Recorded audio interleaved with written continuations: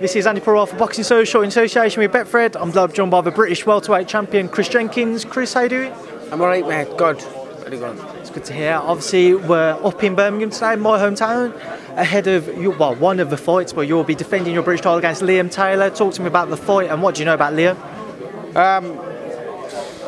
I'm boxing November the 30th, Birmingham Arena against Liam Taylor. I think he's 21-1 or 22-1.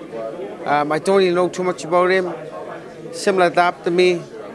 He's got probably his best name in his record is Tyrone Nurse, who's actually beat me. But you could say it could have gone the other way. That fight could have. But you know, I'm expecting a good fight. He's earned his position, and I'm going to be ready for the best. Liam Taylor's going to be out there. I've asked a few guys today, and answers can vary, but are you one of those who will watch your opponent, will watch previous footage that you can find? I've watched a little bit of him, but you know, I've been in this boxing game for I can't remember, it's been too long. I've been in this boxing game from amateur to pro.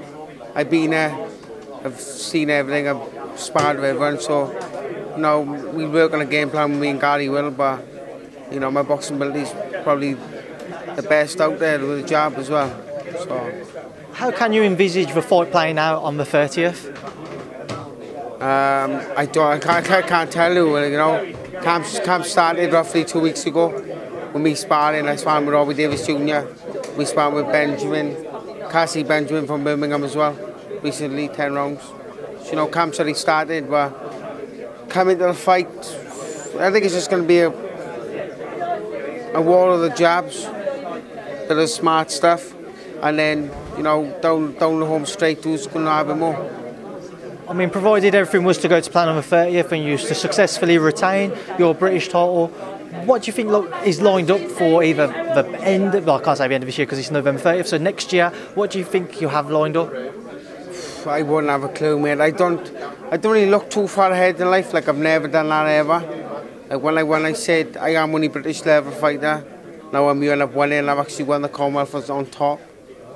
Now who knows, defend this, maybe have a big defence next year and then maybe a European title eliminator. You know, that'd be a dream come true. I mean, one of your past opponents who you defeated to pick up that British title, Johnny Gart, and there was a lot of talks between his team and Conor Benn's team about a potential fight. Would you be interested in a fight with Conor Benn if it was put to you? Has he earned it, the way Liam have? Sorry? Has he earned the position? I don't know what he's ranked. He's not rankings, but in regards to if he was to come and put an offer to you. Oh yeah, you know, money talks, no? Money does talk at the end of the day, you know. But I got my manager Mo, got Guy Locke, and my coach, and then obviously Frank Warren as well. So you know, it's up to them what they decide. I'll box whatever they decide. Now you mentioned you've been sparring Robbie Davies Jr. as well. This past weekend, he was unsuccessful in his fight against Jenkins. What was your thoughts on the fight? I thought, like, you know, I think Ritson did shock everyone. I expect him to come in and have a good old war, and fair play to him, he can box well as fight. And I think Robbie's got there, but I know Robbie will come back. Everybody was before the fight saying it was the boxer versus the puncher. Was you surprised in the sense that it did just seem to be a war throughout the fight? No, I knew from sparring with Robbie liked to come forward and trying to nullify work by getting close and stuff and switching and stuff, but I didn't expect the Ritson to box that night. His hands were fast, he was good as well, but I thought it was a fight of the year contender.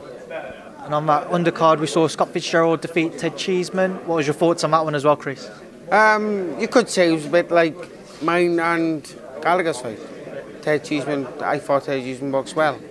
Boxed him from long distance and all that, and I thought he might have nicked it, but you know, at the end of the day, we're not the judges, we're just spectators, so you know, you can only do what you can do, you know, leave them do their jobs. And this coming weekend, Josh Taylor versus Regis Prograis, will you be tuning in, Chris? I'd love to, but I got 3 kids, and that's all I get on the weekend is TV, cartoons and stuff like that, so I do try to keep up my boxing, but I just don't get a chance no more with the 3 children. Whether you are or you aren't going to tune in, I'm going to ask you for your prediction. How do you see the fight playing out between the pair of them? Obviously, you want Josh to do the number of him because he's a Scotsman or a UK British man at the end of the day. So I'd like to see him win, but I don't really know too much of this British Prescott. I know he's good, Is he Yank as well? I think he is. I don't know. That's how much I don't know. Because I'm too busy watching Skydos, but you know, I do wish I wish Josh all the best. You know, defend that title. Finally, on that undercard, I just want to get your thoughts as well on Derek Chisora versus David Price. David Price, he got some balls underneath. Fair play to him. Chisora's an animal, you know, but you know the two big men. First land will win, I think. Who are you backing? I go for David Price, Nick. Why not? Chris Jenkins, thanks for speaking to myself on Boxing Social. Cheers, man. Thanks. Thank you.